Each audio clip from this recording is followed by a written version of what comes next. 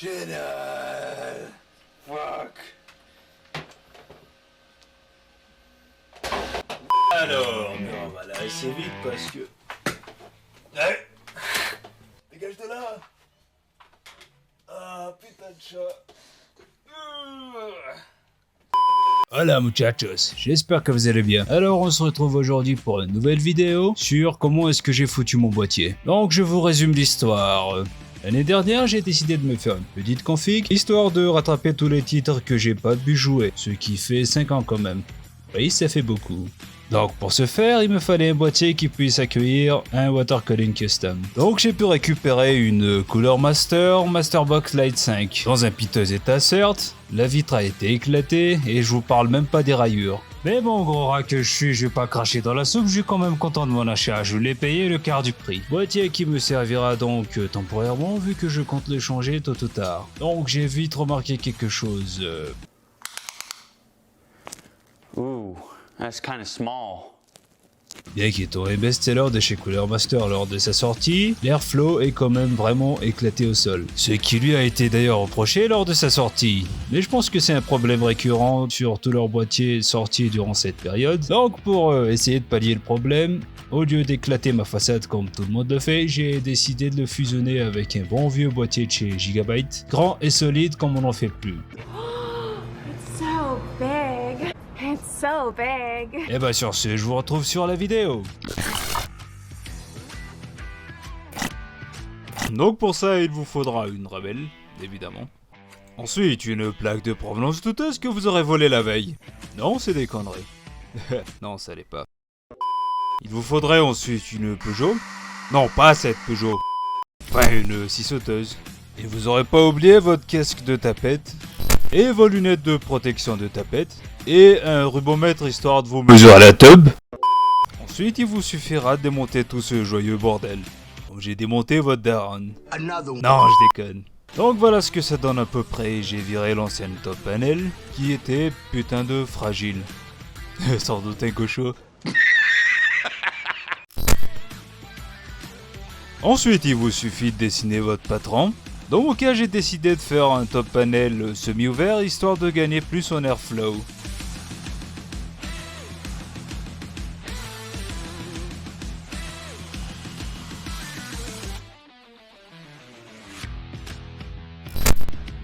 Puis vous démarrez votre section à la scie sauteuse. Pour recommencer une autre section, vous commencez à la Dremel.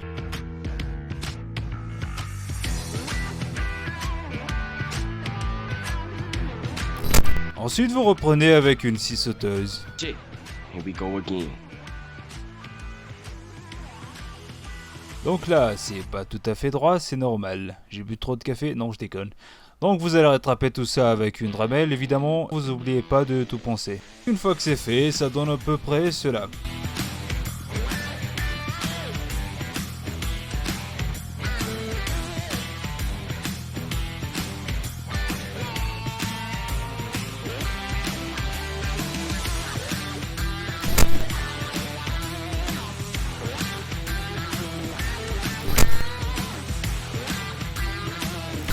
Après avoir limé, il vous suffit de poncer tout ça à la main. Vous astiquez bien comme il faut quand vous le faites chaque soir.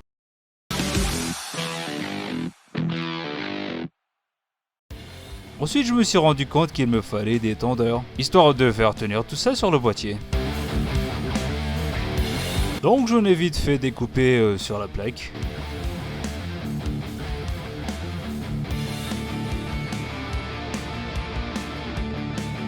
Donc après avoir enlevé nos tendeurs, ça donne à peu près ceci. Mais bon, vous connaissez la chanson. Vous rattrapez avec la Dremel, vous repensez, vous limez. Et c'est l'heure de faire des trous de fixation. Et là c'est le truc le plus galère que j'ai jamais fait. Le truc refuse de se faire trouer. Non mais regardez-moi ça, putain! Donc ces deux putains de tondeurs, ils vont servir à tondre le putain de tôle. Enfin la putain de tôle. Enfin la tôle, bon, vous voyez ce que je voulais dire quoi. Ouais. Donc on va mettre ça en place comme ça. Donc ça va servir pour le top panel. Vous fumez, monsieur.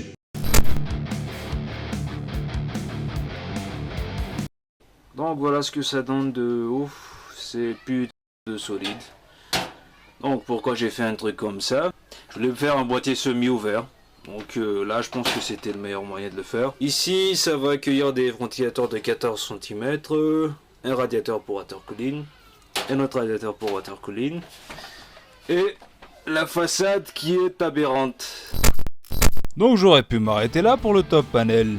Mais après avoir vu le top panel des Master Case, je me suis dit, ça j'adore, ça j'aime, c'est comme les poulets. Donc rebelote, il vous suffit de dessiner le patron, il vous faut... Je me lasserai jamais de cette blague. Une fois que c'est fait, il vous suffit de découper votre carton. Ah, je vais quand même pas faire un tuto sur comment couper du carton. Soyez pas con, bordel.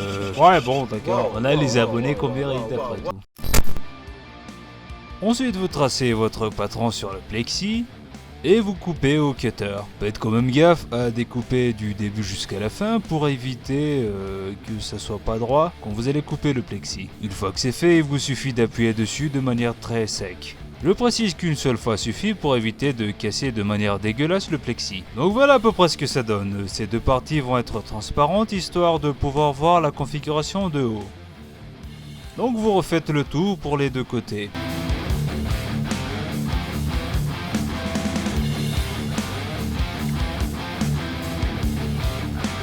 Donc il vous suffit de retracer, de recuter et de réappuyer. Ouais bon, je me suis bien gouré sur ce coup. Oh merde! Oh, c'est con ça! Donc voilà à peu près ce que ça donne une fois que vous aurez collé le tout avec de la colle pour plexi. Donc là il y a un énorme problème, les traces de la colle sont dégueulasses. Mais pas de panique, il vous suffit juste de refabriquer des caches. Donc vous connaissez la chanson, vous retracez, vous coupez. Cette fois-ci j'ai utilisé la Dremel pour éviter de merder comme la dernière fois.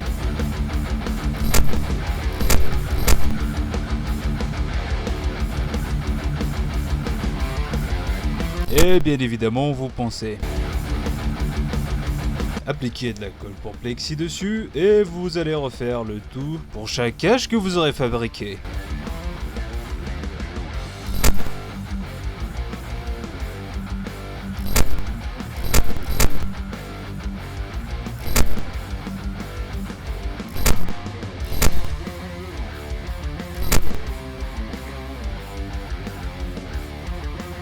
Donc après dans mon cas, j'ai mis le slogan de Cooler Master sur le dessus, en matrice. Puis j'applique une couche de peinture dessus, en blanc évidemment.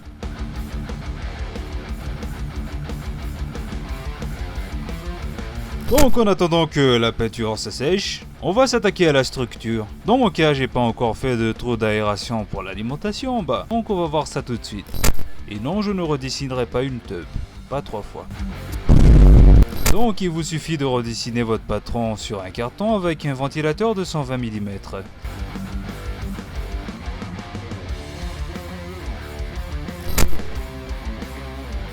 Ensuite le moment de couper à la Dremel.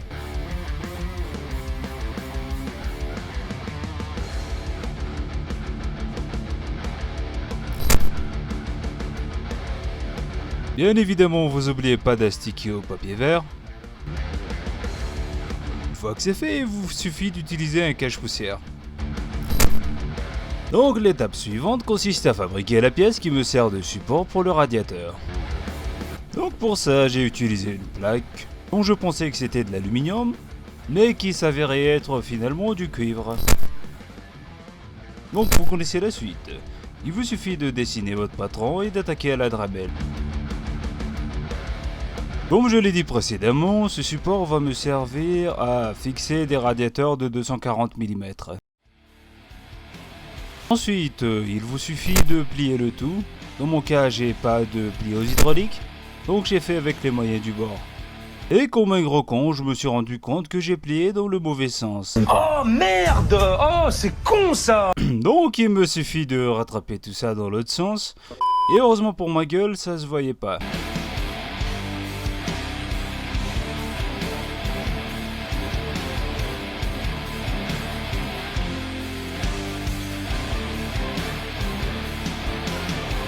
fois que c'est fait, vous connaissez la chanson, il vous suffit de tout penser à la main. Donc voilà ce que ça donne à peu près. Oui, on est tous d'accord, c'est moche. This is cancer. Mais vous en faites pas, il vous suffit de fabriquer un cache, histoire de rendre le tout plus esthétique. Donc il vous suffit de prendre du plexi, de découper un petit rectangle, soit la longueur de la pièce qui est visible.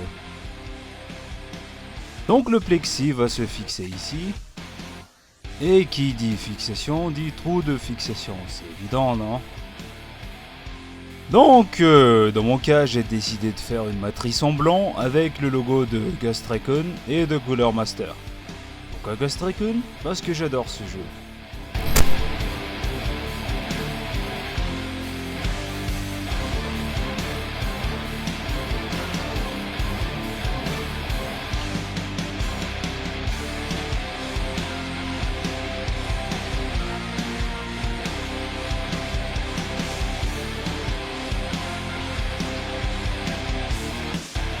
Une fois que c'est fait, en attendant que la peinture sèche, on s'attaque au wrapping. Parce qu'un wrapping, c'est juste un autocollant géant. Donc j'ai décidé de couvrir ma façade arrière et quelques pièces du top panel avec un camouflage Cryptek.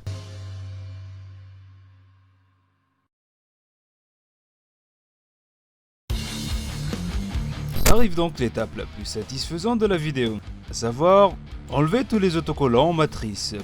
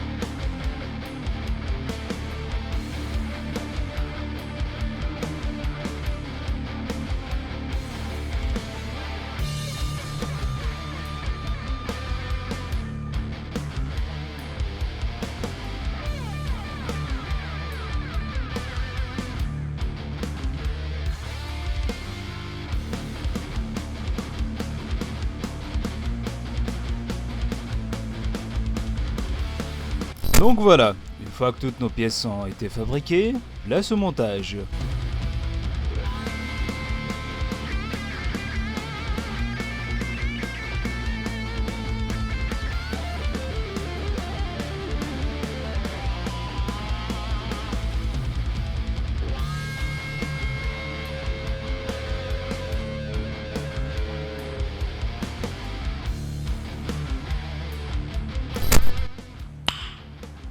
Donc il vous reste plus qu'à monter votre config. Une fois que la config a été montée, place à l'étape la plus stressante, à savoir le remplissage de la boucle.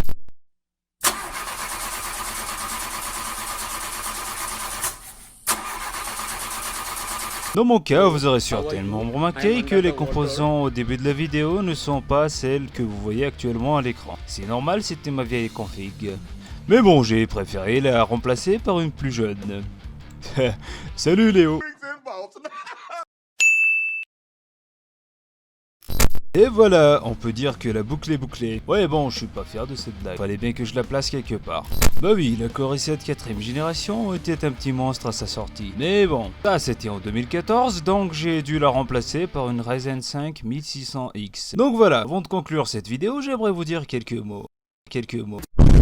Déjà, vous aurez remarqué que j'utilise deux radiateurs en aluminium et un waterblock en cuivre. Oui, normalement ça se fait pas. Donc pourquoi est-ce que j'ai fait ça? Eh ben c'est justement pour emmerder les puristes et les voir pleurer dans les commentaires. Bon, je sais même pas si ça va arriver, mais voilà, comme ça c'est dit. Ensuite, j'ai eu quelques écrans bleus à cause de la RAM et du CPU. Et je savais pas que les RAM Corsair et les CPU Ryzen de première génération sont en conflit. Non, je ne te respecte pas, donc ça ne...